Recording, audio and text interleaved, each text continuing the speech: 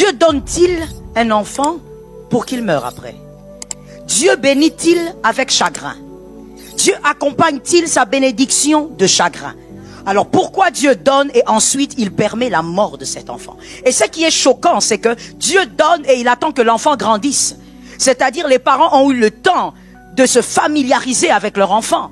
L'enfant n'est pas tout petit, l'enfant est déjà grand. Il peut marcher, aller vers son père, aller vers sa mère. Pourquoi Dieu a-t-il fait ça? Écoute-moi bien mon frère, écoute-moi ma sœur. La première fois, Dieu donne un enfant à cette femme de manière miraculeuse parce que c'était impossible qu'elle enfante. Dieu a démontré à cette femme qu'il était le Dieu qui donnait des enfants. Que face à l'impossible, il est le Dieu des possibilités. Face à l'impossible, il est le Dieu qui peut faire des choses étranges.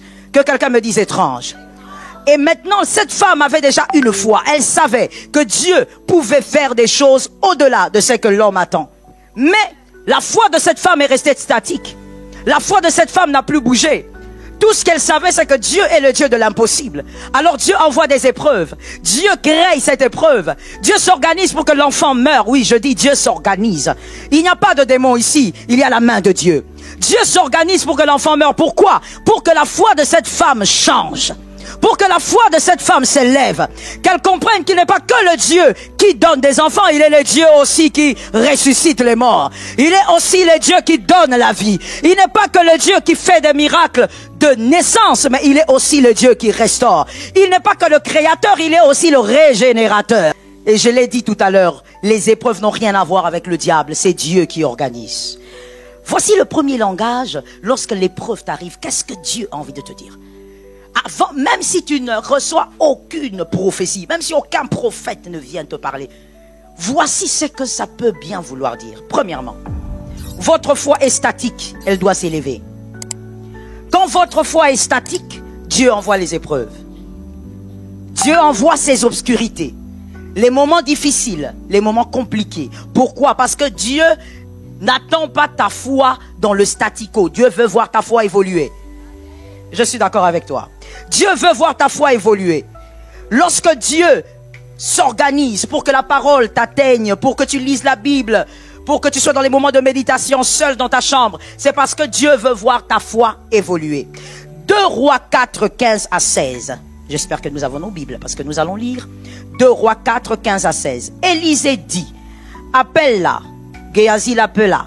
Et elle se présenta à la porte. Élisée lui dit, à la même époque, l'année prochaine, tu embrasseras un fils. Elle répondit, non, mon Seigneur, homme de Dieu, ne trompe pas ta servante. 2 Rois 4, 18 à 20. 2 Rois 4, 18 à 20. L'enfant grandit un jour qu'il était allé trouver son père vers les moissonneurs. Il lui dit, ma tête, le père dit à son serviteur, amène-le à sa mère. Le serviteur l'apporta et l'amena à sa mère. L'enfant resta sur ses genoux jusqu'à midi. Puis il mourut. Que quelqu'un me dise, il mourut. Alors je pose la question à quelqu'un. Et je suis seulement dans les taux de définition, d'accord? Le combat spirituel, par contre, c'est lorsque le diable s'élève pour vous combattre. Pourquoi? Parce qu'il ne veut pas vous voir accéder à quelque chose que Dieu a réservé pour vous. Et donc il se lève. J'aime cet exemple, il y en a plusieurs, mais j'ai choisi cet exemple parce que là, Daniel n'avait pas péché. Daniel 10, 12, 14. Daniel 10, 12, 14.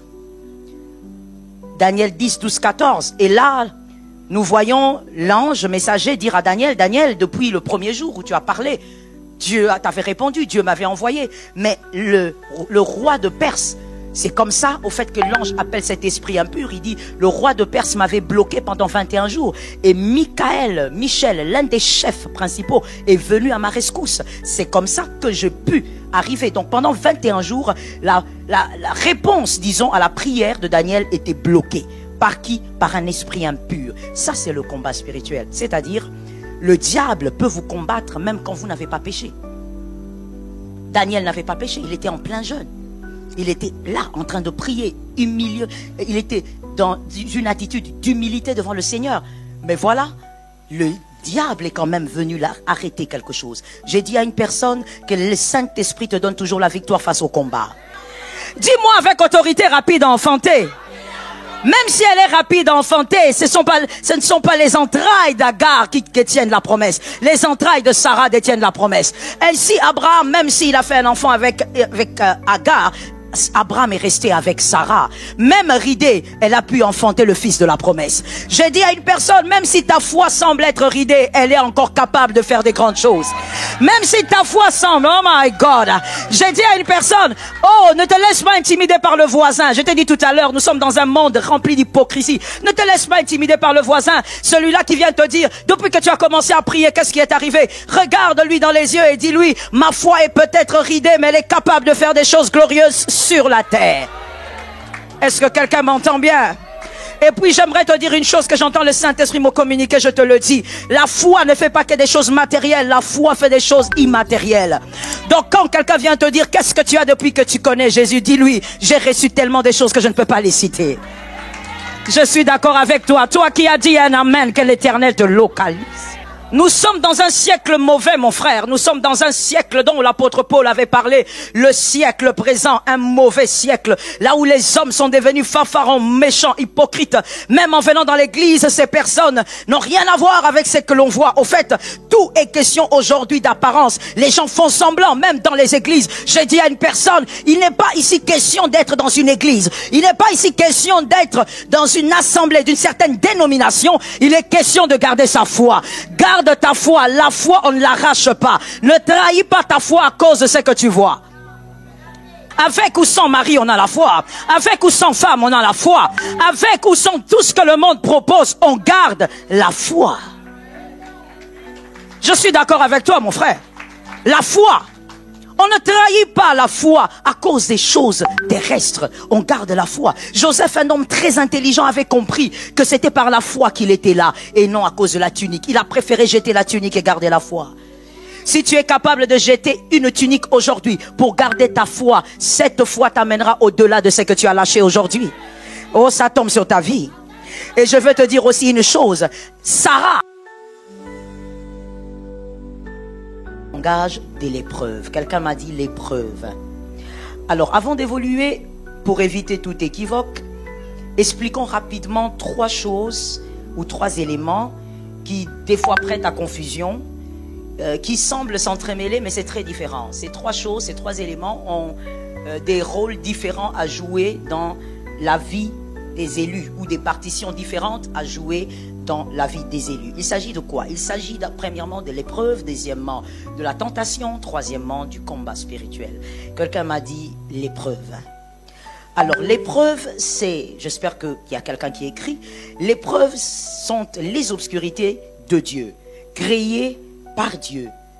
À des moments de votre parcours, dans votre destinée, Dieu lui-même crée ce moment-là. Pourquoi? Pour vous solidifier, pour vous équiper, pour vous permettre d'être meilleur. C'est Dieu qui crée les épreuves. Ces ténèbres proviennent de Dieu.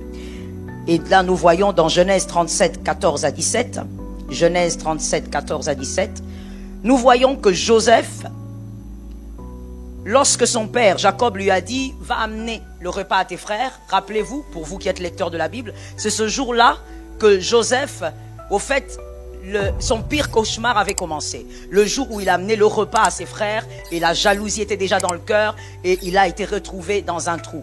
Mais rappelez-vous qu'avant qu'il n'arrive chez ses frères, Joseph ne retrouvait plus ses frères. Il s'est perdu, au fait, dans la forêt. Et la Bible dit, un homme est venu voir Joseph pour lui dire, écoute, c'est tes frères que tu cherches? Eh bien, ils sont allés de l'autre côté. Donc Dieu s'est organisé pour que Joseph soit dans son épreuve. Que quelqu'un me dise son épreuve. Dieu s'organise au fait pour que tu te retrouves dans l'épreuve. L'épreuve vient de Dieu, c'est lui qui organise l'épreuve.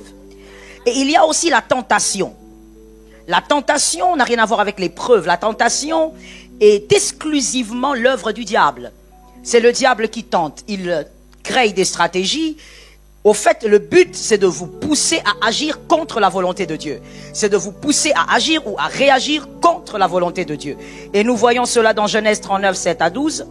Genèse 39, 7 à 12. Genèse 39, j'ai dit 37, c'est 39. Genèse 39, 7 à 12. Nous voyons que Joseph, chez Potiphar, il y a la femme de Potiphar qui vient. Oui, la femme de Potiphar, c'est la tentation venant du diable. La femme de Potiphar n'est pas l'épreuve, c'est plutôt une tentation. Le diable passe par la femme de Potiphar. Pourquoi? Parce que, s'il te plaît, retiens et écris. Si tu écris, tu fais très bien. Parce que la tentation a pour but de vous arracher votre héritage. Votre héritage, c'est ce que Dieu a réservé pour vous. C'est que Dieu a prévu pour vous. La grâce et la gloire qu'il a réservé pour vous sur la terre. C'est ça votre héritage. Que quelqu'un me dise héritage. Et donc, la tentation a pour but de vous amener vers le péché. Pourquoi? Afin que le diable arrache votre héritage. C'est comme ça qu'il est écrit. J'aime beaucoup ce verset. Depuis que je suis enfant, je récite ce verset. Jérémie 17,4. Jérémie 17,4 dit, tu perdras par ta faute l'héritage que je t'avais donné. Donc ce verset démontre que Dieu donne des choses, mais par notre faute, il nous arrive de perdre l'héritage. Donc je dis à quelqu'un ce soir, au nom de Jésus, tu ne dois pas perdre ton héritage. Je croyais que c'est à toi que je m'adressais. Au nom de Jésus, tout ce que Dieu a réservé pour toi, tu dois le posséder. Tu dois les vivre pleinement. Et donc la tentation n'a rien à voir avec l'épreuve. Lorsque le diable vous tente, le but est de vous pousser vers le péché pour vous arracher votre héritage. C'est la femme de Potiphar. Gloire à Dieu, Joseph n'est pas tombé dedans. Et la Bible révèle même dans Genèse 39, 7 à 12, je vais te donner les versets. La Bible révèle même que lorsque cette femme est venue, elle est venue plusieurs fois, finalement, Joseph a jeté la tunique et il s'est enfoui. Je dis à une âme, garde la foi, ne trahis pas Jésus.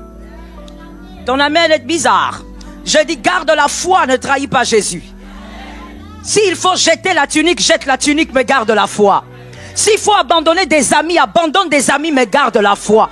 S'il faut abandonner une situation sociale, abandonne-la, mais garde la foi. S'il faut abandonner un travail, abandonne, mais garde la foi. Est-ce que les élus sont dans cette salle? Est-ce que les élus sont venus ce soir? Je dis à une personne, entre la foi en Jésus et tout ce que la terre peut proposer, le choix est clair. Tu gardes la foi, ne jette pas, ne refuse de jeter la foi, mais jette la tunique. Et je vais te dire aussi pourquoi. En dehors du fait que la foi te mène à Christ, te garde avec Christ, c'est que la foi crée la tunique ne crée pas la foi. Est-ce que quelqu'un m'a entendu? Je reprends cela pour celui qui dormait. Je disais, la tunique ne peut pas créer la foi, mais la foi crée la tunique. C'est-à-dire, c'est par la foi que Joseph est arrivé à avoir une position d'honneur chez Potiphar. Je dis, c'est par la foi. Ce n'est pas à cause de son identité par rapport à son père ou à sa mère, mais c'est par sa foi. Il est arrivé jusqu'à être chez Potiphar. Et c'est par la foi que Joseph est arrivé à être ministre en Égypte. Donc, la foi peut t'amener au-delà. La foi peut t'amener à atteindre des objectifs glorieux, mais la tunique ne peut pas te donner la foi. Est-ce que quelqu'un m'entend bien? Alors, refuse de perdre ta foi. Dis à un homme, à une femme, je ne perdrai pas ma foi. Dis à celui qui n'a pas entendu, je ne perdrai pas ma foi. Nous sommes dans un siècle mauvais, mon frère. Nous sommes dans un siècle dont l'apôtre Paul avait parlé. Le siècle présent, un mauvais siècle. Là où les hommes sont devenus fanfarons, méchants, hypocrites. Même en venant dans l'église, ces personnes n'ont rien à voir avec ce que l'on voit. Au fait, tout est question aujourd'hui d'apparence. Les gens font semblant, même dans les églises. J'ai dit à une personne, il n'est pas ici question d'être dans une église. Il n'est pas ici question d'être dans une assemblée d'une certaine dénomination. Il est question de garder sa foi. Garde ta foi, la foi on ne l'arrache pas. Ne trahis pas ta foi à cause de ce que tu vois. Que rien ne te fasse trahir ta foi. Que Jésus reste le focus de ta vie à chaque instant. Est-ce que quelqu'un m'entend? Avec ou sans, je ne sais quoi, on garde la foi. Hein, j'ai envie de parler. Est-ce que je peux parler? Est-ce que je peux parler?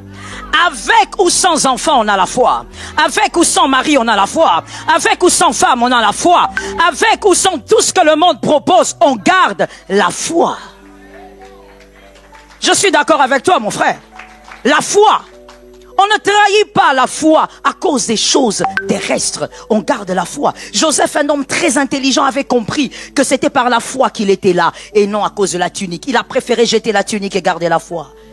Si tu es capable de jeter une tunique aujourd'hui pour garder ta foi, cette foi t'amènera au-delà de ce que tu as lâché aujourd'hui.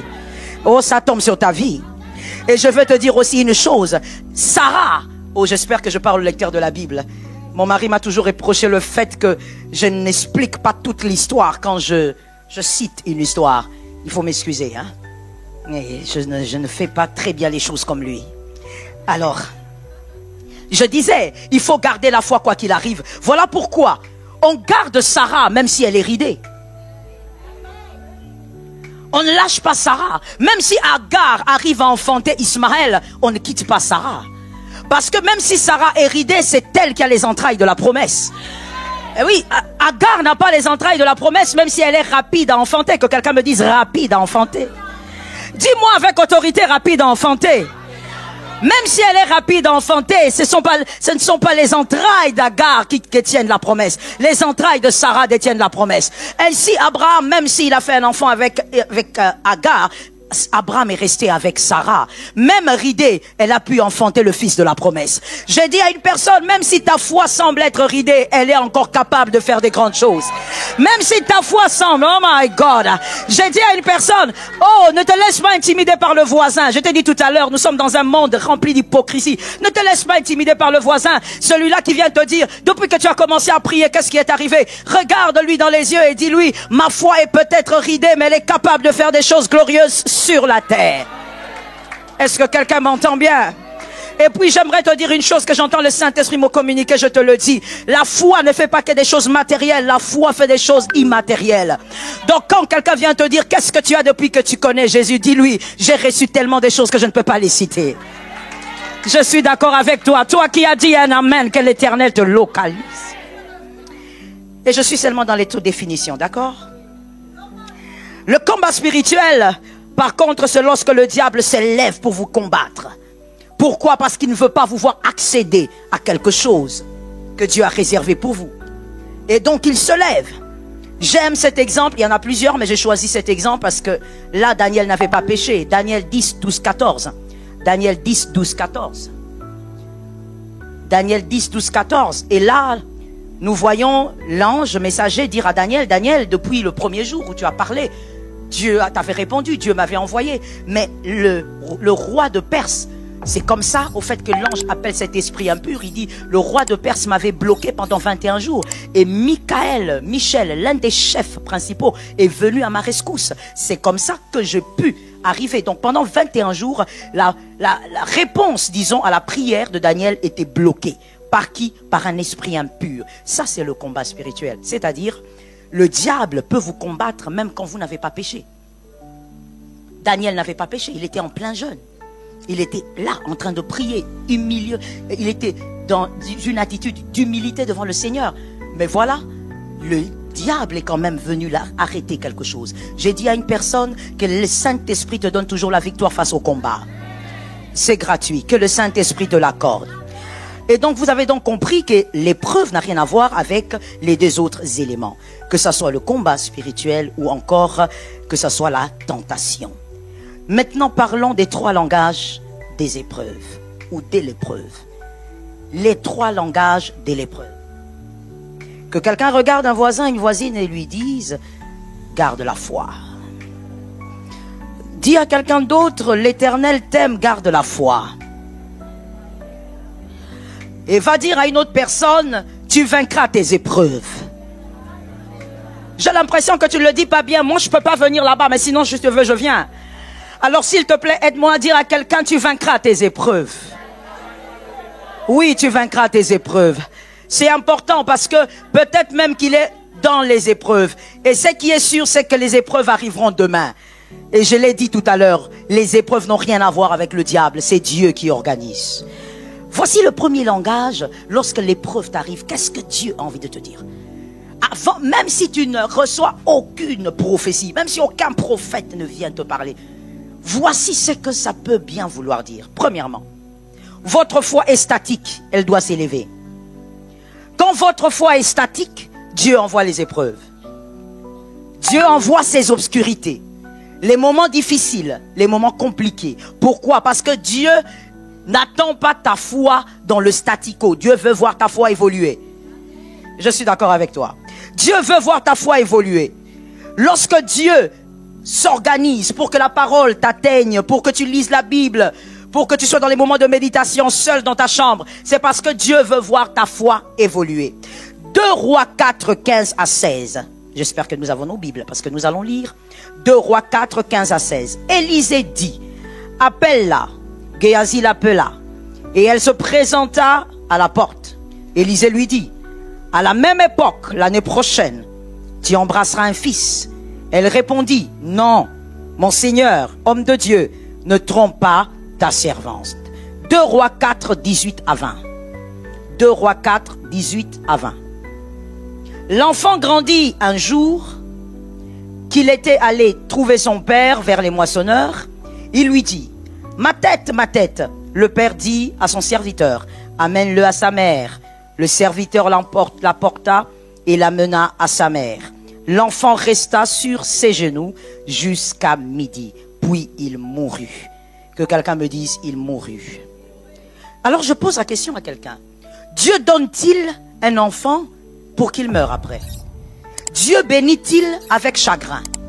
Dieu accompagne-t-il sa bénédiction de chagrin? Alors pourquoi Dieu donne et ensuite il permet la mort de cet enfant? Et ce qui est choquant, c'est que Dieu donne et il attend que l'enfant grandisse. C'est-à-dire les parents ont eu le temps de se familiariser avec leur enfant. L'enfant n'est pas tout petit, l'enfant est déjà grand. Il peut marcher, aller vers son père, aller vers sa mère. Pourquoi Dieu a-t-il fait ça? Écoute-moi bien mon frère, écoute-moi ma sœur.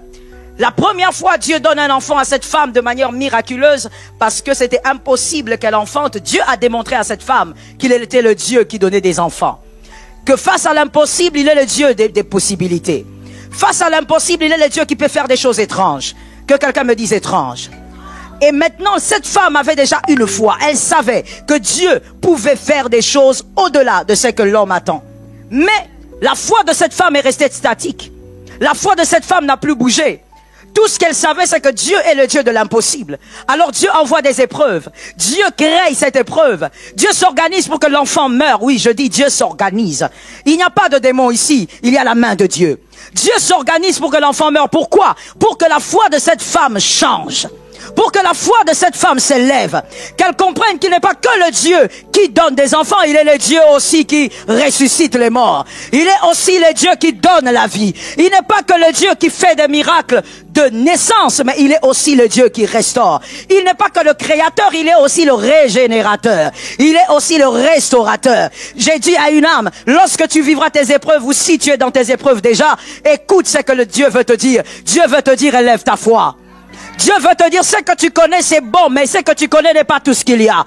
Ce que tu connais n'est pas tout ce que Dieu peut faire. Alors quand Dieu veut bousculer ta foi, il crée des épreuves. J'ai dit à une personne, lorsque les épreuves viendront, arrête de pleurer et pose-toi la question, combien ta foi peut aller très haut? Est-ce que quelqu'un m'entend bien?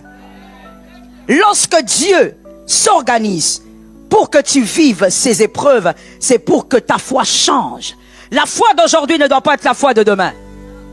Parce que ce qui t'attend demain est plus grand que ce qu'il y a aujourd'hui. Est-ce que quelqu'un m'entend très bien? La foi d'aujourd'hui doit bouger. Ça doit changer. Et Dieu ne viendra pas te dire, écoute, ta foi, elle est trop statique. Non, Dieu va créer des épreuves. Et lorsqu'il créera des épreuves, reste dans la parole de Dieu. Parce que de toutes les manières, celui qui te permet de traverser ces épreuves, David l'a dit, c'est celui qui a la houlette et le bâton. Je suis d'accord avec toi. Donc attache-toi à cette parole. Et n'oublie pas, ne sois pas agité pendant l'épreuve. Ne te mets pas à raconter à tout le monde, voici ce que je vis, voici ce qui m'arrive. Mon frère, écoute-moi bien, les plus discrets sur la terre, ce sont les personnes qui sont capables aussi de conserver les grandes choses. Est-ce que quelqu'un m'a capté? Les personnes les plus discrètes, ce sont les personnes capables de conserver aussi les grandes choses. Parce que lorsque vous n'êtes pas discret et vous parlez de tout ce qui vous arrive, tout le monde est informé de ce qui va vous arriver aussi demain. Et tout le monde aura les yeux sur ce qui va vous arriver demain. Que l'Éternel vous préserve. Le deuxième langage de l'épreuve. L'épreuve a envie de te dire, tu n'es pas les autres et tu dois avancer au rythme de ta destinée. Tu n'es pas les autres. Je suis d'accord avec toi. Tu dois avancer au rythme de ta destinée. Ce deuxième langage amène au fait une sorte de brisement dans notre vie. Pour nous rappeler que nous sommes faits selon la volonté de Dieu. Nous évoluons selon le rythme de Dieu. Ce deuxième langage vient nous rappeler que nous devons tuer quelque chose qui crie dans notre chair, tous tels que nous sommes là, sans exception. Nous devons tuer cela. Dis à ton frère, ça doit mourir. Je ne sais pas pourquoi je n'entends pas les gens qui sont derrière. Est-ce que je suis trop loin? On ne saisit pas sa saison parce qu'on est compétent. On la saisit parce qu'on est préparé avec les compétences. Sans préparation, on ne peut pas saisir sa saison. Il faudrait donc que la compétence rencontre la préparation. Si la compétence ne rencontre pas la préparation, ne réalise pas un accident avec la préparation, bien aimé, vous allez demeurer dans une routine, malgré votre agitation, malgré votre impatience. Vous allez peut-être même stagner, parce que vous n'êtes pas préparé. Et la pire de tout, au fait, dans les trois éléments, c'est que si vous n'êtes pas préparé et que vous êtes compétent, et que vous êtes aussi impatient, vous finirez par subir une réparation dans le futur. Toute gloire qui arrive sans préparation subit des réparations. Tout succès, toute gloire qui arrive dans une vie sans préparation subit des réparations. Parce que cet homme, voici ce qu'on dit de vous. On ne dit même pas que vous servez cet homme avec zèle, que vous êtes fort. On dit de vous que vous jetez de l'eau dans ses mains. Voici votre histoire pendant 24 ans. Et cet homme-là, qui avait abandonné l'opulence de sa famille, qui était dans le confort, Élisée n'était pas un petit homme, il était dans le confort dans sa famille, et son père avait des bétails, il abandonne ça pour suivre un type qui ne lui donne rien, qui ne lui apporte rien, tout ce qu'il fait, c'est jeter de l'eau. 24 ans, mais Élisée n'a donné aucune prophétie, que quelqu'un dise amen. 24 ans. Comment vivre avec 24 ans? Vivre 24 ans avec un homme, mais cet homme-là ne te donne pas l'opportunité de t'exploser, comme vous avez l'habitude de le dire. L'opportunité de m'exprimer. 24 ans. Et finalement, le jour même qu'on vient dire à Élisée, Élisée, ton maître sera enlevé aujourd'hui par les fils des prophètes, c'est-à-dire un groupe de prophètes qui sont enseignés par un maître, un coach, qui sont déjà encadrés, qui donnent des prophéties. On vient lui dire, ton maître sera enlevé. Il dit, je sais. Une manière de dire, moi aussi j'ai des yeux. Moi aussi je vois. Moi aussi je capte des prophéties. Mais auprès d'Élie plutôt, cet homme d'Élisée a fait 24 ans. Il y aura des casses. Et il y aura des casses graves.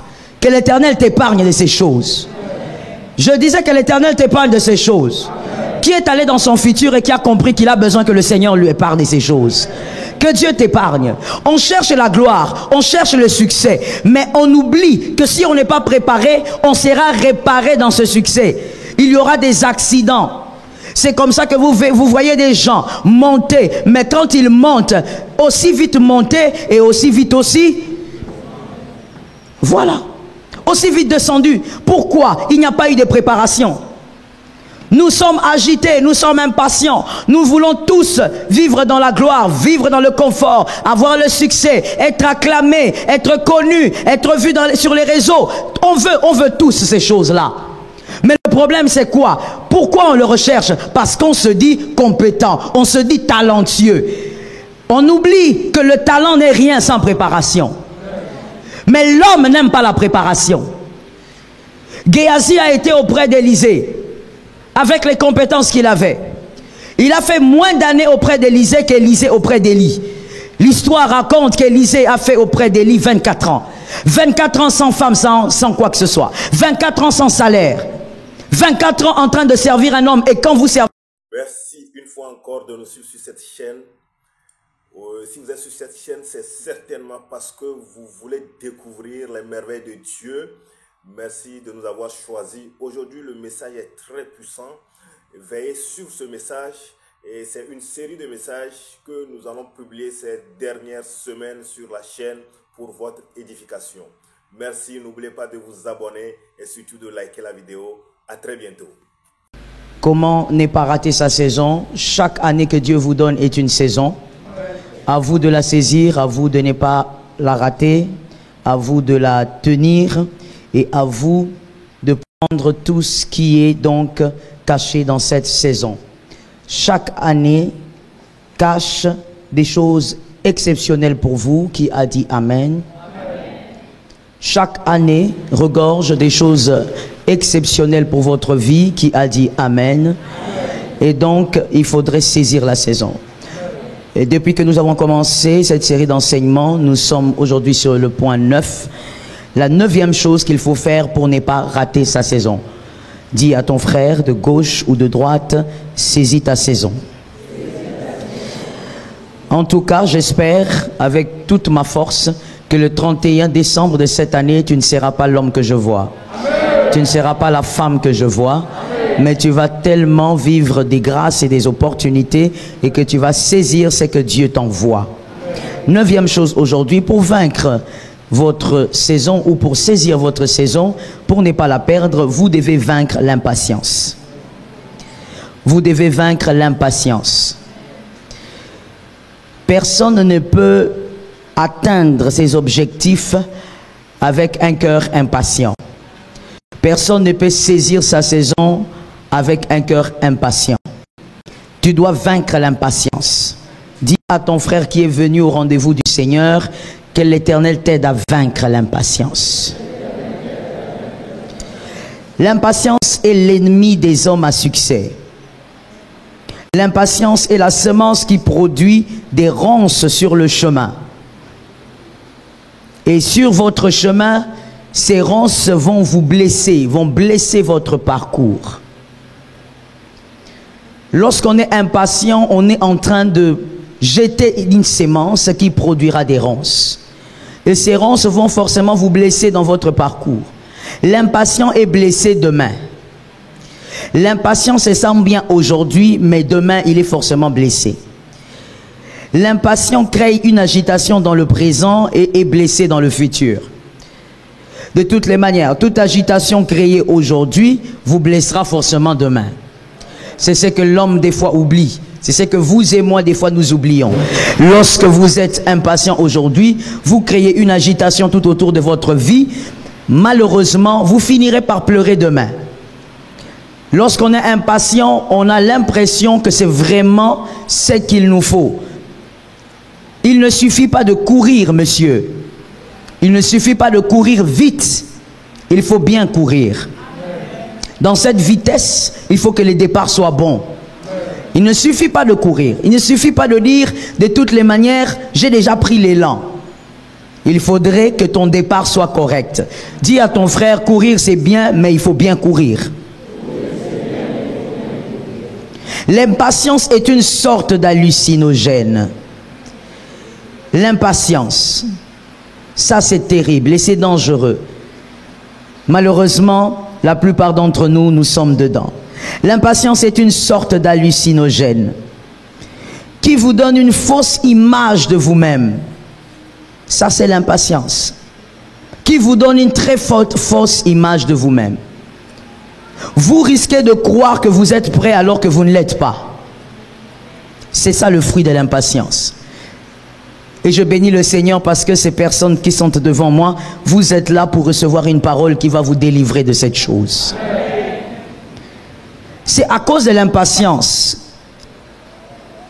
que dans 1 Samuel 13, 8 à 14, 1 Samuel 13, 8 à 14, Saül a cru qu'il était prêt. Il était tellement roi qu'il devait maintenant offrir des sacrifices. Il devait attendre Samuel. Il attend Samuel et Samuel ne vient pas. Et qu'est-ce que maintenant Saül fait? Saül décide lui-même d'offrir à Dieu des sacrifices alors qu'il n'était pas sacrificateur. Et quand Samuel arrive, Samuel dit: Cette chaîne, bonne et heureuse année à tous. Aujourd'hui, dans cette vidéo, nous allons découvrir un secret pour réussir dans cette nouvelle année 2025. Pour réussir dans cette nouvelle année, sachez que vous devez vaincre l'impatience. Il y en a qui pensent que leur compétence peut les faire réussir. Ce n'est pas vrai. Vous devez associer à cette compétence ce que nous appelons la préparation et la discipline et beaucoup d'autres choses. C'est en cela que vous allez réussir dans cette nouvelle année. C'est un secret puissant. Écoutez la vidéo attentivement pour réussir dans cette nouvelle année 2025. À très bientôt. Il était grand, il était beau, il était fort. Et la Bible précise qu'il était le seul à être comme ça. Et donc, Saül a fini par croire. Je veux que quelqu'un m'entende très bien ce matin. Saül a fini par croire que c'était à cause de ses compétences qu'il était devenu. Qu'est-ce que j'ai envie de te dire? Si réellement tu atteindras ou tu saisiras ta saison cette année par l'onction, tu dois savoir que l'onction fonctionne avec le temps. Retiens pour la vie. L'onction fonctionne avec le temps. S'il y a une chose qui est très rigoureuse et qui respecte le temps, c'est l'onction. À moins que toi tu réussisses cette année avec les gris-gris. Mais si toi tu es converti et que toi tu comprends que les gris-gris sont des choses sales qui amènent en enfer, donc bien aimé, tu réussiras par l'onction. Ça tombe sur quelqu'un qui est derrière. Tu réussiras par l'onction. Et si tu dois réussir par l'onction, tu dois donc te soumettre à la notion de la saison. Parce que l'onction respecte la notion de la saison. L'onction est la chose qui, de manière indéfectible, honore la saison. L'onction ne t'amènera jamais avant le temps. Malgré tes caprices, tu peux t'agiter comme tu veux. L'onction ne te donnera jamais ce qui est à toi avant le temps. Et l'onction ne te donnera jamais aussi ce qui est à toi après le temps. L'onction te donne toujours chaque chose à son temps. Que l'Éternel donne à une âme quelque chose. Pendant que je parle, ça tombe sur une vie. Ça tombe dans une famille. Si tu réussiras par Christ, c'est ce que ça veut dire, réussir par l'onction. Si tu réussiras par Christ cette année, alors tu dois savoir que Christ fonctionne avec les saisons. Christ respecte les saisons. Quand c'est la période de la semaille, Christ ne te donne pas des moissons. Ça, il faut le dire. Et ça, il faut le comprendre. Il faut être une église guérie en ce temps de la fin, où on enseigne au peuple de Dieu que même si ce n'est pas la saison, tu peux tout avoir. Non, mon frère, Jésus respecte les saisons. Il peut faire grâce, il est au-delà évidemment, mais il respecte les saisons. Quand c'est le temps de la semaille, il ne demande pas la moisson. Je veux répéter ça. Ton amen va guérir ton frère. Quand c'est le temps de la semaille, ne cherche pas la saison, la moisson. Quand c'est le temps aussi de la moisson, arrête de s'aimer. Mets-toi à moissonner. Et s'il y a quelqu'un qui respecte ça, c'est Jésus. Qui respecte ce principe, c'est l'onction. Aujourd'hui, nous sommes nombreux ici. Voilà pourquoi le Seigneur t'a attiré. Parce que tu as ce problème. Si tu n'avais pas ce problème, il ne t'aurait pas attiré. Ce n'est pas parce que tu es guéri, mais c'est parce que tu as ce problème. Nous sommes nombreux ici toujours à chercher des moissons au moment de la sémence. Quand il faut s'aimer, vous voyez les gens en train de dire, où est le Seigneur? Moi j'attends que Dieu me bénisse. Mon frère, Dieu ne te bénit pas avant la semence. Tu dois s'aimer. Même la foi est une sémence. Oui, la foi que tu manifestes ce matin ou que tu refuses de manifester, c'est une sémence. Là où vous n'avez pas manifesté la foi, vous n'aurez pas un miracle. Donc même la foi est une sorte de sémence. Mais généralement, nous les hommes, surtout de cette époque, nous voulons absolument, comme on nous a prêché un Dieu bon, un Dieu compatissant, un Dieu miraculeux, on pense que Dieu va nous donner même si on ne s'aime pas. On pense que Dieu va nous donner même si ce n'est pas la période. Au fait, on attend voir des fleurs briller, des jolies fleurs briller, alors que ce n'est pas le printemps. Mais qu'est-ce que nous réclamons? Nous revendiquons des choses en dehors des saisons. Pourquoi? Parce qu'on nous a prêché un Dieu qui peut tout. Dieu peut tout dans les principes. Dieu honore ses principes. Sinon, il ne serait pas le maître du temps et de circonstances. Quand on dit maître de temps et de circonstances, ce n'est pas seulement pour te dire qu'il est au-delà du temps, il est au-delà. C'est aussi pour te dire qu'il respecte le temps et les circonstances. Que quelqu'un ce matin comprenne que l'onction qui va vous faire avancer et qui vous permettra de saisir votre saison, cette onction respecte les saisons. Cette onction respecte le temps. Donc, Saül avait oublié qu'il ne s'agissait pas de compétences, mais il s'agissait d'onction. Toi, par la grâce de Dieu, n'oublie pas ça. L'impatience rend aveugle. Vous ne verrez pas votre impréparation, mais vous verrez simplement vos compétences. C'est ça, le fruit de l'impatience. Vous ne verrez pas votre impréparation, mais vous verrez seulement vos compétences, vos talents. Focalisez sur les compétences. Ce ne sont pas les compétences qui permettent de saisir une saison, pas seulement. Pas seulement ça. S'il n'y avait que ça, ô bien-aimés, il y aurait plusieurs personnes qui seraient aujourd'hui des hommes grands, puissants et influents. Mais il ne s'agit pas que de compétences. Ce qui vous permet de saisir votre saison, c'est plutôt la préparation. C'est la préparation qui te permettra de saisir ce qui a été placé en 2020. Qui a dit Amen? C'est la préparation qui te permettra de saisir même l'impossible qui a été prévu pour toi cette année. Parce que je crois qu'il y a des choses impossibles selon les hommes, mais qui ont été prévues pour toi cette année. Ça tombe sur ta vie, c'est gratuit. Je dis que même la foi est une sémence. Être capable de croire, c'est une sémence. Et l'apôtre Jacques dit, il n'y a pas de foi sans œuvre. Donc même dire Amen est une œuvre de foi. Donc je suis en train de dire, il y a des choses impossibles pour les hommes, mais qui ont été prévues pour toi cette année. Et l'Éternel va te les accorder. Pourquoi? Parce que tu te prépares à ça. Parce que tu travailles pour ça. 2 Rois 4, 29. 2 Rois 4, 29. Je te fais confiance, j'espère que tu as une Bible. 2 Rois 4, 29.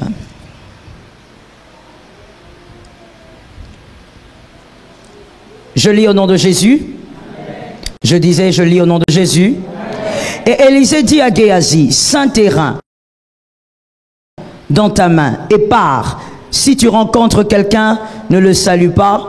Et si quelqu'un te salue, ne lui réponds pas. Tu mettras mon bâton sur le visage de l'enfant. Parole du Seigneur. Je dis donc ici, Géasi avait le bâton d'Élisée. Le bâton qui produisait le miracle. Le bâton qui produisait les résurrections. Le bâton qui produisait tellement de prodiges. Voilà pourquoi Élisée lui avait donné son bâton. Les bâtons d'Élisée produisaient des choses mystérieuses. Mais malgré cela, c'était en fait une sorte de compétence pour Géasi. Mais malgré cela, ça n'a pas permis à Géasi de saisir sa saison. On ne saisit pas sa saison parce qu'on est compétent. On la saisit parce qu'on est préparé avec les compétences. Sans préparation, on ne peut pas saisir sa saison. Il faudrait donc que la compétence rencontre la préparation. Si la compétence ne rencontre pas la préparation, ne réalise pas un accident avec la préparation, bien aimé, vous allez demeurer dans une routine malgré votre agitation, malgré votre impatience. Vous allez peut-être même stagner parce que vous n'êtes pas préparé. Et la pire de tout, au fait, dans les 3 éléments, c'est que si vous n'êtes pas préparé et que vous êtes compétent et que vous êtes aussi impatient, vous finirez par subir une réparation dans le futur. Toute gloire qui arrive sans préparation subit des réparations. Tout succès, toute gloire qui arrive dans une vie sans préparation subit des réparations. Parce qu'il y aura des casses, et il y aura des casses graves. Que l'Éternel t'épargne de ces choses. Je disais que l'Éternel t'épargne de ces choses. Qui est allé dans son futur et qui a compris qu'il a besoin que le Seigneur lui épargne de ces choses. Que Dieu t'épargne. On cherche la gloire, on cherche le succès, mais on oublie que si on n'est pas préparé, on sera réparé dans ce succès. Il y aura des accidents. C'est comme ça que vous voyez des gens monter, mais quand ils montent, aussi vite monter et aussi vite aussi, voilà, aussi vite descendu. Pourquoi? Il n'y a pas eu de préparation. Nous sommes agités, nous sommes impatients. Nous voulons tous vivre dans la gloire, vivre dans le confort, avoir le succès, être acclamé, être connu, être vu sur les réseaux. On veut tous ces choses-là. Mais le problème c'est quoi? Pourquoi on le recherche? Parce qu'on se dit compétent, on se dit talentueux. On oublie que le talent n'est rien sans préparation. Mais l'homme n'aime pas la préparation. Géasi a été auprès d'Élisée avec les compétences qu'il avait. Il a fait moins d'années auprès d'Élisée qu'Élisée auprès d'Élie. L'histoire raconte qu'Élisée a fait auprès d'Élie 24 ans. 24 ans sans femme, sans quoi que ce soit. 24 ans sans salaire. 24 ans en train de servir un homme. Et quand vous servez cet homme, voici ce qu'on dit de vous. On ne dit même pas que vous servez cet homme avec zèle, que vous êtes fort. On dit de vous que vous jetez de l'eau dans ses mains. Voici votre histoire pendant 24 ans. Et cet homme-là, qui avait abandonné l'opulence de sa famille, qui était dans le confort, Élisée n'était pas un petit homme, il était dans le confort dans sa famille, et son père avait des bétails, il abandonne ça pour suivre un type qui ne lui donne rien, qui ne lui apporte rien, tout ce qu'il fait, c'est jeter de l'eau. 24 ans, mais Élisée n'a donné aucune prophétie, que quelqu'un dise Amen. 24 ans. Comment vivre avec 24 ans? Vivre 24 ans avec un homme, mais cet homme-là ne te donne pas l'opportunité de t'exploser, comme vous avez l'habitude de le dire. L'opportunité de m'exprimer. 24 ans. Et finalement, le jour même qu'on vient dire à Élisée, Élisée, ton maître sera enlevé aujourd'hui par les fils des prophètes, c'est-à-dire un groupe de prophètes qui sont enseignés par un maître, un coach, qui sont déjà encadrés, qui donnent des prophéties.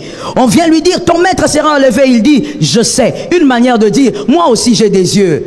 Moi aussi je vois. Moi aussi je capte des prophéties. Mais auprès d'Élisée, auprès d'Élie plutôt, cet homme d'Élisée a fait 24 ans. Il y a des choses à conserver. À partir d'aujourd'hui, en tant que chrétien, tu dois changer ton système de pensée. Il y a des choses à conserver dans la vie, on ne mélange pas. Ah, c'est clair. Je suis d'accord avec moi-même. Lorsque tu es en train d'inculquer, je donne un exemple, tu inculques des valeurs à tes enfants. Ne permets pas à un gars façon de venir l'épouser alors qu'il n'a pas les mêmes valeurs. On ne travaille pas pour faire des pertes. Quand on travaille, c'est pour gagner. Ça tombe sur les fils de la maison. On travaille pour gagner. Je vais te réchoquer. Mon frère, oui, maman. Moi tu viens épouser ma fille. Je veux te regarder à 5000 km. Mon frère, il faut aller manger, boire de l'eau, te rassasier, être blé. Je te réchoque. Je vais te faire entrer en retraite même pendant 2 mois. Là où moi j'ai travaillé, il faut que ça donne des fruits. C'est au milieu des enfants de Dieu qu'on vous ment. Ou des pasteurs viennent vous raconter des choses. Là, moi je ne fais pas partie de ces pasteurs-là. Je suis en dehors de ce couloir-là. Moi je vais te dire la vérité cache. Quand on travaille sur un enfant, c'est pas pour qu'un aventurier vienne l'épouser.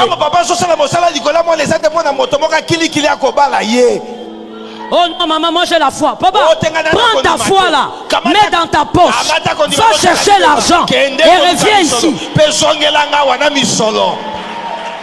Regarde les choses que tu me racontes. Une héritière. Elle était la seule héritière. Il a fait vendre à la pauvre petite les parcelles là-bas à Gombe. Il a fait vendre au nom de l'amour. Et après ça, le gars a pris son pactole. Il a disparu avec certains documents même parcellaires. Parti. La fille était en larmes, elle ne savait plus quoi faire. C'est le pasteur Camille qui avait réglé ça. Je ne sais même pas comment il a réglé ça. Les genres de réalités qu'il y a sur terre. Pourquoi? Parce que toi tu penses que ta famille est un jeu. Ta famille n'est pas un jeu. Ce n'est pas un lieu de blague. C'est un lieu où on forme des hommes puissants pour demain. Est-ce que quelqu'un m'entend? il faudrait que dans ta famille, la manière dont tu vas la travailler, que dans ta famille, il n'y ait pas d'homme ou de femme qui aille mendier chez les occultistes. Ça tombe sur ta vie. Qui ne mendie pas chez les occultistes. Que vous soyez capable vous-même de construire des entreprises, créer des entreprises. Soyez puissants, puissants dans tous les domaines. Ça se travaille, ça commence un jour. Il faut quand même, au nom de Jésus, que nous ayons aussi des familles milliardaires, mais des enfants de Dieu. Pas là dans la liste des milliardaires, vous êtes 40e, 50e. Et tu es tellement pourri dans ton esprit que tu penses que c'est un problème de gris-gris. Quand un enfant de Dieu commence alors à évoluer, tu dis il y a les gris-gris quelque part. Mon frère, travaille. Travaille ta famille. Sois décidé d'avoir une famille sur laquelle tu travailles. Tu introduis des valeurs pour que cette famille soit puissante demain. Quel jour on dit ce sont les héritiers de terre. Et ils ne sont pas que des héritiers parce qu'ils ont des biens, mais ils sont des héritiers parce qu'ils sont aussi héritiers de certaines valeurs. Est-ce que quelqu'un m'entend bien? Est-ce que tu sais pourquoi on ne peut pas permettre? Normalement, on ne permet pas qu'un prince épouse n'importe qui. Qu'il aille trouver une fille façon là, qu'il t'attrape seulement là et puis t'épouse. Il y a des choses à conserver. Je suis d'accord avec toi, mon frère. Bien. Ça existe pour une raison. Mais ce que tu apprécies a aussi un prix. Est-ce que quelqu'un m'entend? Amen. Il y a des gens qui aiment passer leur temps sur le banc d'appréciation. Que quelqu'un lève sa main droite et me dise je dois quitter de ce banc-là. Tu es sur le banc d'appréciation depuis que tu as commencé. Tu es seulement là. Là-bas ça va. Pourquoi chez moi c'est comme ça? Pourquoi ça marche pas ici? Pourquoi ma mari n'est pas comme ça? Pourquoi ma femme n'est pas comme ça? Pourquoi mes enfants ne sont pas doux comme ça? Rien n'est un fait d'hasard. Tout ce que tu apprécies a été travaillé. Répétez ça. Même la création a été travaillée. La Bible dit Dieu a travaillé combien de jours? 6 jours. Il s'est reposé le 7e au Shabbat. Tout ce que tu apprécies a été travaillé. Même pour que l'homme soit homme, il a été travaillé. La femme a été travaillée. Comment veux-tu avoir une famille puissante si tu ne la travailles pas? Quitte un peu le banc de l'appréciation. Mets-toi maintenant à travailler ta famille selon tes idéaux. Et que ta famille soit puissante. Ça tombe sur quelqu'un. Il faut donc faire attention avec l'imitation. Il faut savoir à quoi ta famille a été appelée pour conserver, pour y travailler. Voilà pourquoi personnellement moi j'ai toujours cru, c'est mon avis, que l'Afrique n'a pas besoin de la démocratie à l'européenne. Non. Pourquoi? Selon moi, pour 2 grandes raisons. La première, c'est que rien ne doit nous convaincre que cette démocratie est la meilleure. Quelle est la meilleure? Que c'est un modèle. En quoi c'est un modèle de démocratie? Deuxièmement, nous n'avons pas le même fondement culturel. Voilà pourquoi nous ne pouvons pas parler comme eux. Nous ne pouvons pas agir comme eux. Lorsqu'on imite sans réfléchir, on se perd sans conscience. On ne doit pas imiter sans réfléchir. Voilà pourquoi ce qui est démocratie là-bas, chez nous ce qu'on essaye de faire c'est un grand désordre et rien d'autre. Tu dois savoir quel type de famille tu veux bâtir. Quel type de foyer tu veux avoir. Si tu connais quel type de famille tu veux bâtir, alors premièrement voici ce que tu vas faire. Tu conserveras la vision sans rechercher à être ce que tu deviendras jamais. Tu sais ce que tu dois être. Tu sais ce que ta famille doit devenir. Tu vas te battre pour conserver ce que tu sais. Et tu ne chercheras pas à devenir autre chose. Des fois, il y a des familles qui perdent le temps au lieu de devenir, au lieu de se bâtir. Vous êtes dans un déséquilibre parce que vous ne savez pas ce que vous devez être. Vous ne savez pas quel type de famille vous devez être. Une famille qui ne sait pas ce qu'elle doit être est en train de perdre la génération à venir. Genèse 3, 5 à 6. Genèse 3, 5, 6. Genèse 3, 5 à 6. C'était le problème de Ève. C'était le problème de Ève. Ève n'était pas dans le jardin pour avoir une intelligence ajoutée. Elle a été tentée parce que le serpent lui avait dit tu deviendras comme Dieu. La Bible dit elle vit le fruit et elle vit que c'était bon pour ouvrir l'intelligence. Mais elle n'était pas là pour ça. Elle était là pour garder et cultiver. Tu dois savoir, ta famille a été appelée à devenir quoi pour rester là. Et pour ne pas perdre le temps dans des imitations qui ne vous amènera à rien. Lorsqu'on imite sans intelligence, on se perd. Tu dois savoir d'abord à quoi ta famille a été appelée. Ça va t'éviter de dire à ton mari je veux que tu sois comme tel. Ça va t'éviter de dire à ta femme je veux que tu sois comme tel. Voilà pourquoi personnellement moi j'ai toujours cru, c'est mon avis, que l'Afrique n'a pas besoin de la démocratie à l'européenne. Non. Pourquoi? Selon moi, pour deux grandes raisons. La première, c'est que rien ne doit nous convaincre que cette démocratie est la meilleure. Quelle est la meilleure? Que c'est un modèle. En quoi c'est un modèle de démocratie?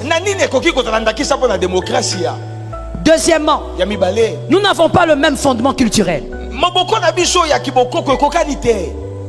Voilà pourquoi nous ne pouvons pas parler comme eux. Nous ne pouvons pas agir comme eux.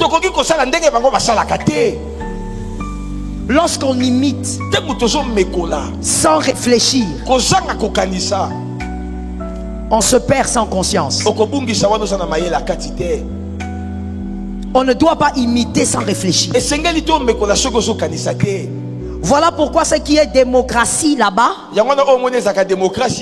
chez nous ce qu'on essaye de faire c'est un grand désordre et rien d'autre. Parce qu'on essaye d'imiter sans conscience, sans réfléchir.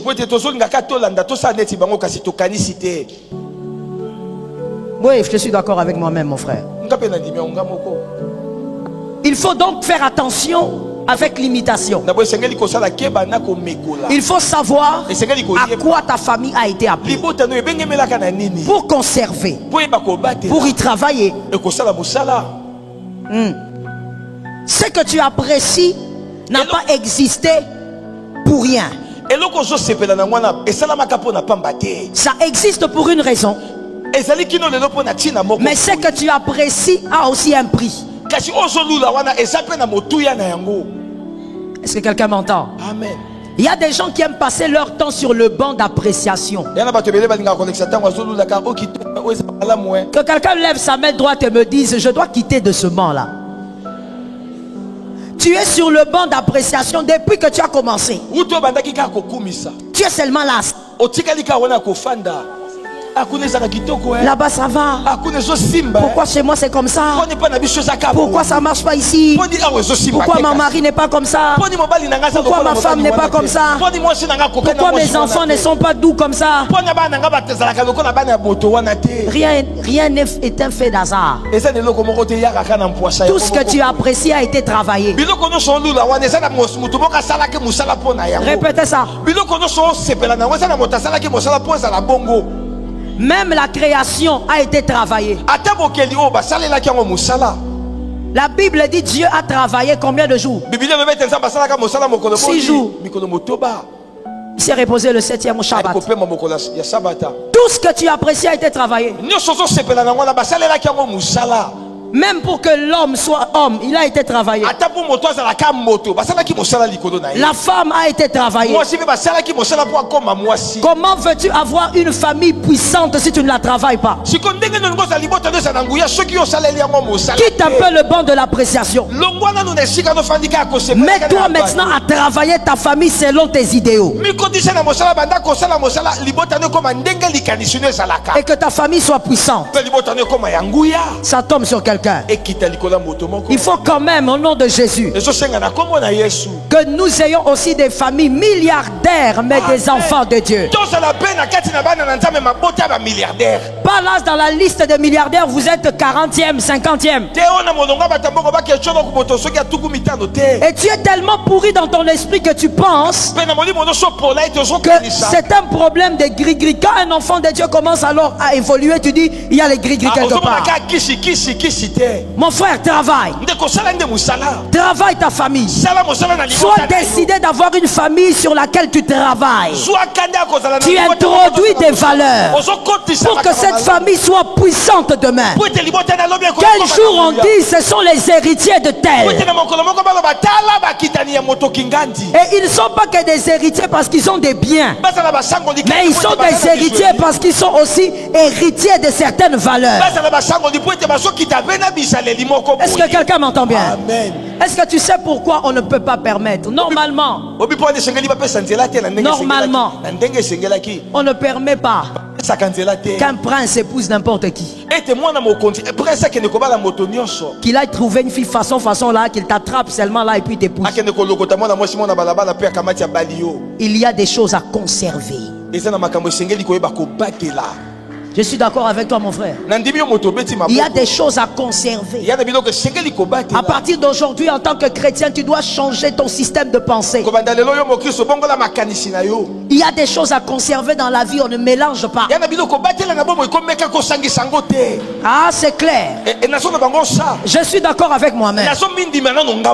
Lorsque tu es en train d'inculquer, je donne un exemple, tu inculques des valeurs à tes enfants. Ne permets pas un gars façon de venir l'épouser alors qu'il n'a pas les mêmes valeurs. On ne travaille pas pour faire des pertes. Quand on travaille, c'est pour gagner. Ça tombe sur les fils de la maison. On travaille pour gagner. Je vais te réchoquer.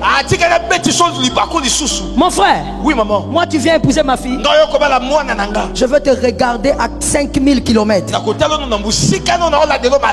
Mon frère, il faut aller manger, boire de l'eau, te rassasier, être blindé. Je te réchoque.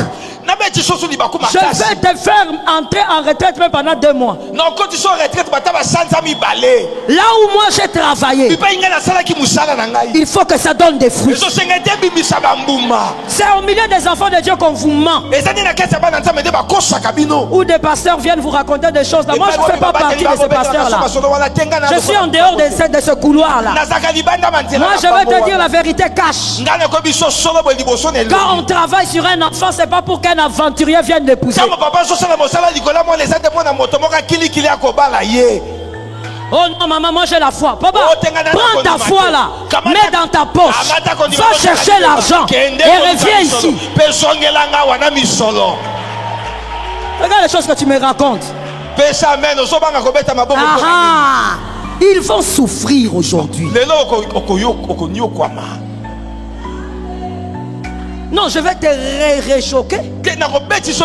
Voilà pourquoi les familles chrétiennes, des fois, je parle en général. Voilà pourquoi on est faible. Parce que vous croyez que l'onction, il faut dissocier ça, ces choses-là. Je rentre dans la Bible parce que quelqu'un va me dire, mais maman, la Bible, Dieu lui-même avec... Toi, tu crois qu'on prend sa fille, on l'éduque, on introduit les valeurs, on fait les valeurs du royaume. On jeûne, on prie, on donne des offrandes que toi tu n'aimes pas donner. Tu es là comme ça, Dieu te dit, prends l'offrande là de $2000, donne aux enfants. Pas donner l'offrande de $2000 pour que tu sois béni, non. Et puis un jour, un gars, façon, qui n'aime pas Dieu, qui n'a pas les valeurs du royaume, il est paresseux, il regarde Novelas matin soir. Il vient, il dit, la foi dans le Seigneur, maman. La foi, mon frère, je vais te prendre, je vais te positionner. Je le dis maintenant et tout de suite, écoute-moi bien. Si tu avais des espoirs, mon frère, il faut enlever. Je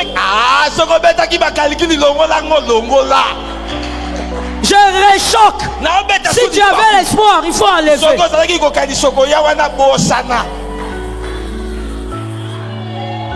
Bossana. Répétez. Frère Bossana. Tu es là comme ça, façon, dans ton monde. Mon frère.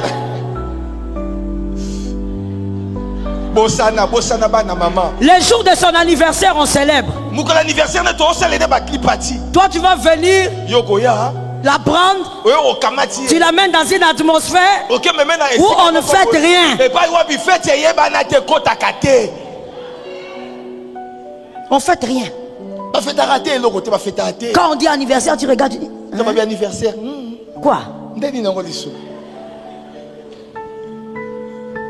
Mon frère, on ne bâtit pas pour perdre. Si quelqu'un m'entend bien, tu dois décider de bâtir une famille puissante pour gagner demain. Tu as des enfants, tu dois savoir quel type de fille, de fils tes enfants vont avoir comme mari. Le mari qui va épouser ta fille va déterminer sa destinée. On ne blague pas avec. Là-bas, c'est pas le parler en langue. La femme qui va épouser ton fils va déterminer sa destinée, car la femme influence l'homme au moins à 80%. Tu ne peux pas éduquer tes enfants. Ça fait partie au fait du bâtissement. Tu ne peux pas éduquer tes enfants et puis tu les laisses se marier à n'importe qui. Cadeau. Viens prendre.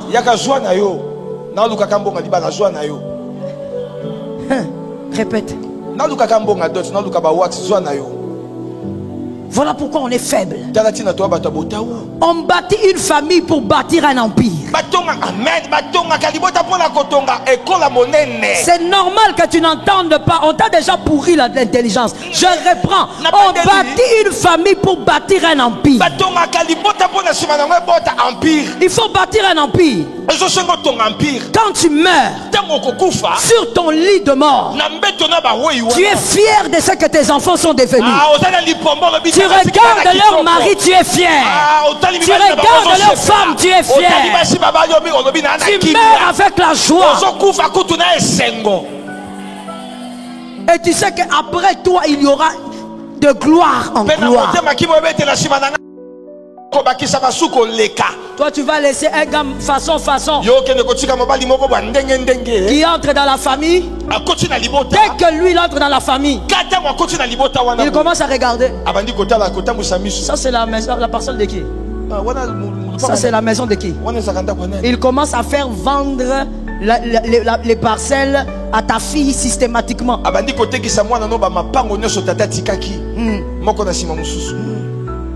Je connais un gars. Façon. Ils étaient mariés avec une fille. Une héritière. Elle était la seule héritière. Il l'a fait vendre à la pauvre petite les parcelles là-bas à Gombe. Il l'a fait vendre. Au nom de l'amour. Et après ça, le gars a pris son pactole. Il a disparu. Avec certains documents même parcellaires. Parti. La fille était en larmes, elle ne savait plus quoi faire. C'est le pasteur Camille qui avait réglé ça. Je ne sais même pas comment il a réglé ça. Les genres de réalités qu'il y a sur terre. Pourquoi? Parce que toi tu penses que ta famille est un jeu. Ta famille n'est pas un jeu. Ce n'est pas un lieu de blague. C'est un lieu où on forme des hommes puissants pour demain.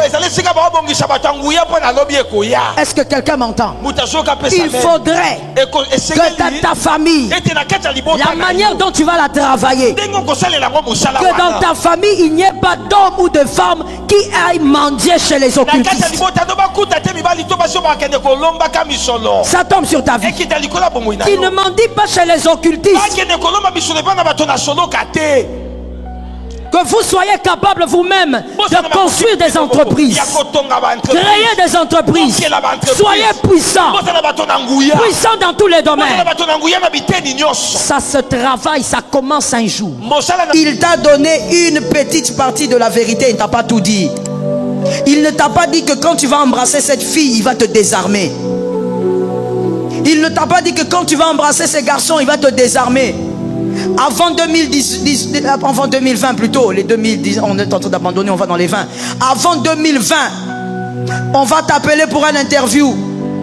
Et quand tu vas te poster devant l'interview, tu es déjà désarmé. Toi, tu ne sais pas que tu cali poso. Tu n'as plus la grâce, les armes pour relever le défi. Toi, tu vas là bien sérieux, tu penses que c'est la cravate qui permet de recevoir un travail. Tu es bien cravaté, là tu te mets là, tu fais l'interview. Quand tu as fini, tu dis en tout cas, j'ai tellement bien presté. Bien aimé, ce n'est pas toujours une question de bien prester. Certaines personnes qui ont eu ce travail n'étaient pas plus excellents que toi. Mais le problème c'est que toi tu aimes tellement embrasser que le péché t'a désarmé. Quand on t'appelle, on te dit, vous n'avez pas eu le travail. Ah, comment je viens de la retraite? Je n'ai pas eu le... Non, moi je ne comprends plus bien. Je reste d'abord à la maison. Frère, reste à la maison. Ton ignorance va t'amener dans la destruction la plus profonde. La faiblesse que vous négligez, que vous pratiquez, vous désarme. Non, j'ai l'impression que je dois entrer en jeûne. Mon frère, ce n'est pas un problème de jeûne. Tu as perdu les armes. Est-ce que quelqu'un m'entend bien? J'ouvre une brèche pour dire, regarde comment le diable est mauvais. Non, le diable c'est vraiment notre ennemi. C'est vraiment notre ennemi. Regarde comment il est mauvais. Il te convainc, jeune homme, jeune fille, qu'embrasser n'est pas un péché. Il te convainc, tu dis non, on fait rien. D'ailleurs, ma soeur, tu l'appelles même ma soeur avant de l'embrasser. Ma soeur, on va s'embrasser maintenant. Mets les mains dans tes poches, moi aussi je mets dans mes poches. Embrassons-nous. Et vous dites ce n'est pas un péché, que ce n'est pas la sexualité. Et pourtant moi je sais que les embrassements et tous les restes, ce sont les préliminaires de la sexualité proprement dite.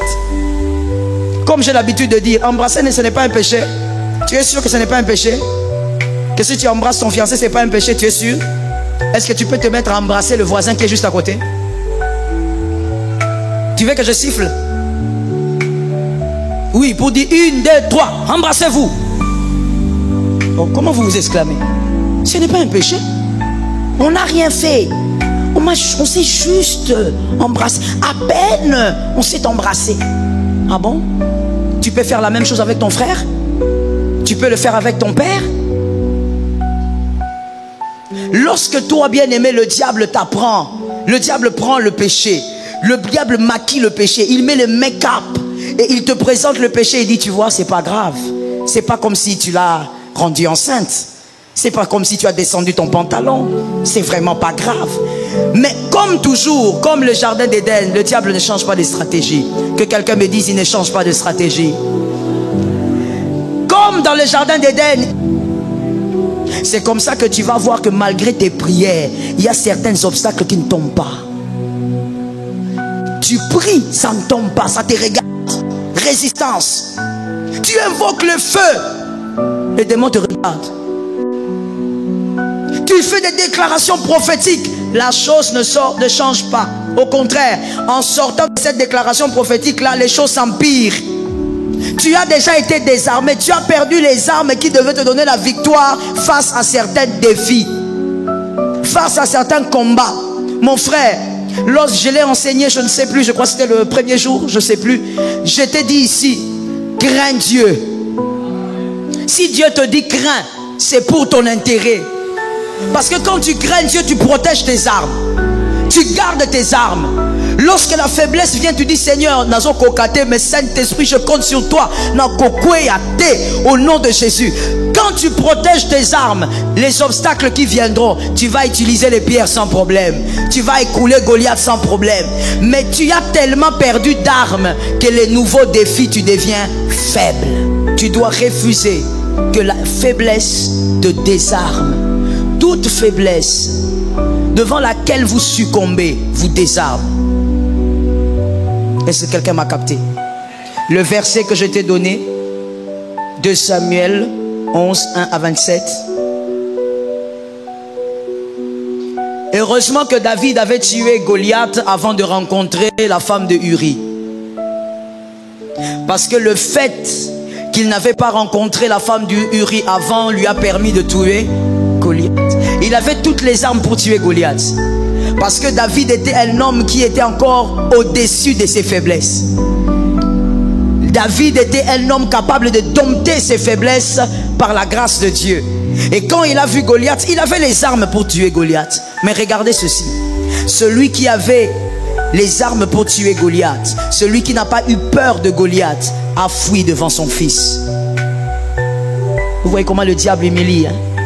Il n'a pas peur de Goliath.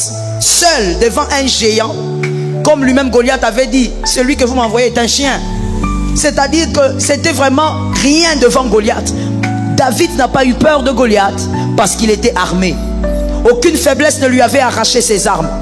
Mais devant son fils Absalom, David a fui. Pourquoi? Parce que le péché avec Bersheba lui avait désarmé. Lorsqu'il est tombé avec Bersheba, il a été désarmé. Lorsqu'il a tué Uri, il a encore été désarmé devant son fils, le fils que lui il a engendré, le fils que lui il a éduqué. David fuit, il laisse le trône. Pourquoi?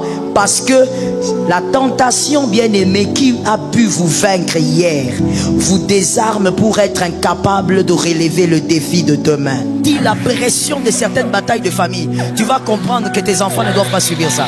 Oh, maman, moi le problème c'était quoi? Tu es tombé dans une faiblesse. La faiblesse t'a arraché la robe de la destinée.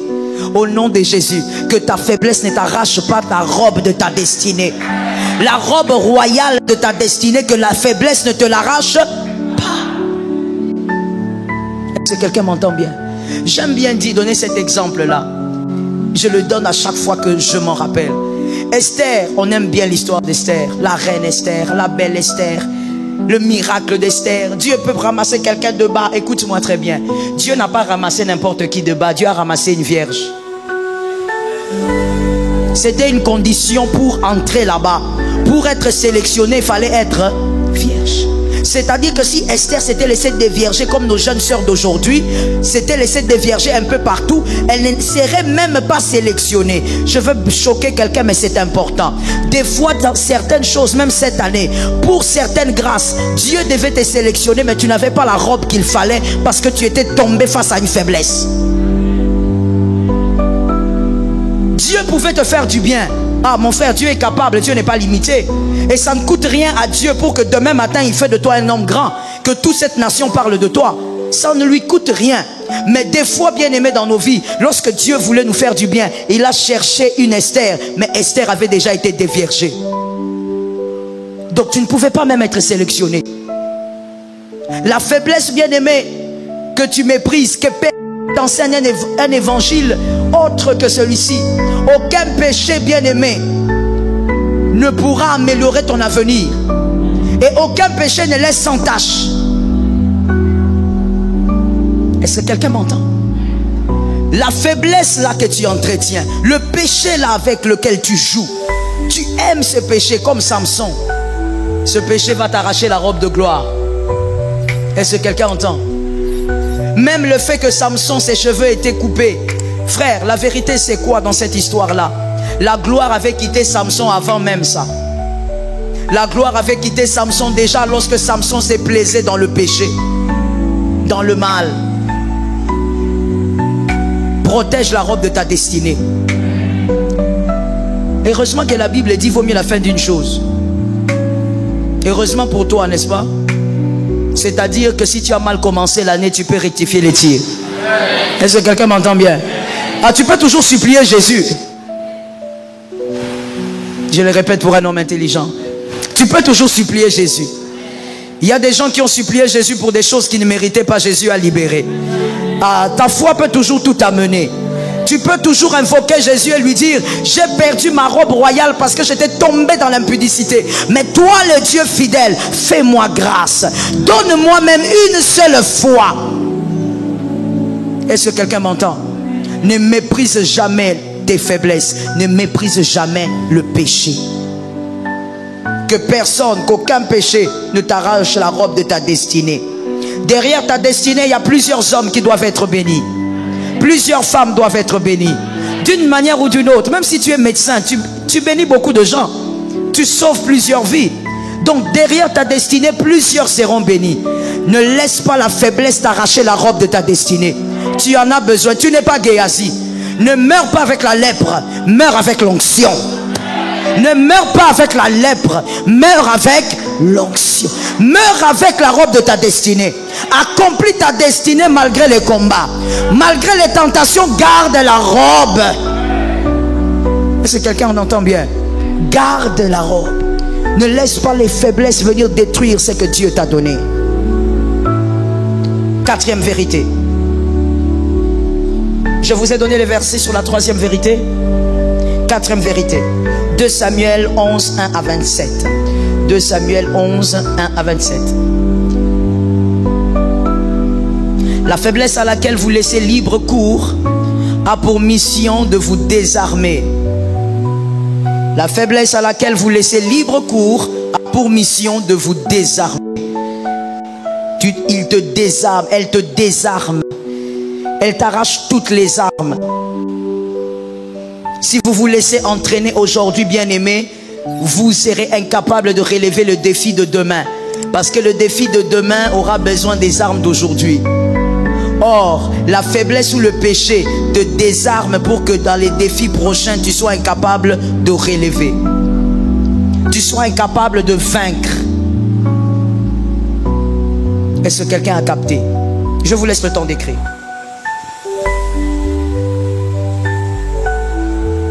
Tu dois refuser que la faiblesse te désarme. Toute faiblesse devant laquelle vous succombez vous désarme. Est-ce que quelqu'un m'a capté? Le verset que je t'ai donné, 2 Samuel 11, 1 à 27. Heureusement que David avait tué Goliath avant de rencontrer la femme de Uri. Parce que le fait qu'il n'avait pas rencontré la femme du Uri avant lui a permis de tuer Goliath. Il avait toutes les armes pour tuer Goliath. Parce que David était un homme qui était encore au-dessus de ses faiblesses. David était un homme capable de dompter ses faiblesses par la grâce de Dieu. Et quand il a vu Goliath, il avait les armes pour tuer Goliath. Mais regardez ceci. Celui qui avait les armes pour tuer Goliath. Celui qui n'a pas eu peur de Goliath a fui devant son fils. Vous voyez comment le diable humilie, hein? Il n'a pas peur de Goliath. Seul devant un géant, comme lui-même Goliath avait dit, celui que vous m'envoyez est un chien. C'est-à-dire que c'était vraiment rien devant Goliath. David n'a pas eu peur de Goliath parce qu'il était armé. Aucune faiblesse ne lui avait arraché ses armes. Mais devant son fils Absalom, David a fui. Pourquoi? Parce que le péché avec Beersheba lui avait désarmé. Lorsqu'il est tombé avec Beersheba, il a été désarmé. Lorsqu'il a tué Uri, il a encore été désarmé devant son fils, le fils que lui il a engendré, le fils que lui il a éduqué. David fuit, il laisse le trône. Pourquoi? Parce que la tentation, bien-aimée, qui a pu vous vaincre hier, vous désarme pour être incapable de relever le défi de demain. C'est comme ça que tu vas voir que malgré tes prières, il y a certains obstacles qui ne tombent pas. Tu pries, ça ne tombe pas, ça te regarde. Résistance. Tu invoques le feu, les démons te regardent. Tu fais des déclarations prophétiques, la chose ne change pas. Au contraire, en sortant de cette déclaration prophétique là, les choses s'empirent. Tu as déjà été désarmé, tu as perdu les armes qui devaient te donner la victoire face à certains défis, face à certains combats. Mon frère, lorsque je l'ai enseigné, je ne sais plus, je crois que c'était le premier jour, je ne sais plus, je t'ai dit ici, crains Dieu. Si Dieu te dit crains, c'est pour ton intérêt. Parce que quand tu crains Dieu, tu protèges tes armes. Tu gardes tes armes. Lorsque la faiblesse vient, tu dis Seigneur, mais Saint-Esprit, je compte sur toi. Au nom de Jésus. Quand tu protèges tes armes, les obstacles qui viendront, tu vas utiliser les pierres sans problème. Tu vas écouler Goliath sans problème. Mais tu as tellement perdu d'armes que les nouveaux défis, tu deviens faible. Non, j'ai l'impression que je dois entrer en jeûne. Mon frère, ce n'est pas un problème de jeûne. Tu as perdu les armes. Est-ce que quelqu'un m'entend bien? J'ouvre une brèche pour dire, regarde comment le diable est mauvais. Non, le diable c'est vraiment notre ennemi. C'est vraiment notre ennemi. Regarde comment il est mauvais. Il te convainc, jeune homme, jeune fille, qu'embrasser n'est pas un péché.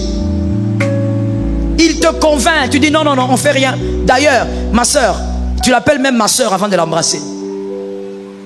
Ma soeur, on va s'embrasser maintenant. Mets les mains dans tes poches, moi aussi je mets dans mes poches. Embrassons-nous. Et vous dites ce n'est pas un péché, que ce n'est pas la sexualité. Et pourtant moi je sais que les embrassements et tous les restes, ce sont les préliminaires de la sexualité, proprement dite. Comme j'ai l'habitude de dire, embrasser ce n'est pas un péché. Tu es sûr que ce n'est pas un péché? Que si tu embrasses ton fiancé, ce n'est pas un péché, tu es sûr? Est-ce que tu peux te mettre à embrasser le voisin qui est juste à côté? Tu veux que je siffle? Oui, pour dire 1, 2, 3, embrassez-vous. Oh, comment vous vous exclamez? Ce n'est pas un péché. On n'a rien fait. On s'est juste embrassé. À peine on s'est embrassé. Ah bon? Tu peux faire la même chose avec ton frère? Tu peux le faire avec ton père? Lorsque toi, bien-aimé, le diable t'apprend, le diable prend le péché, le diable maquille le péché, il met le make-up et il te présente le péché et dit, tu vois, c'est pas grave. C'est pas comme si tu l'as rendu enceinte. C'est pas comme si tu as descendu ton pantalon. C'est vraiment pas grave. Mais comme toujours, comme le jardin d'Éden, le diable ne change pas de stratégie.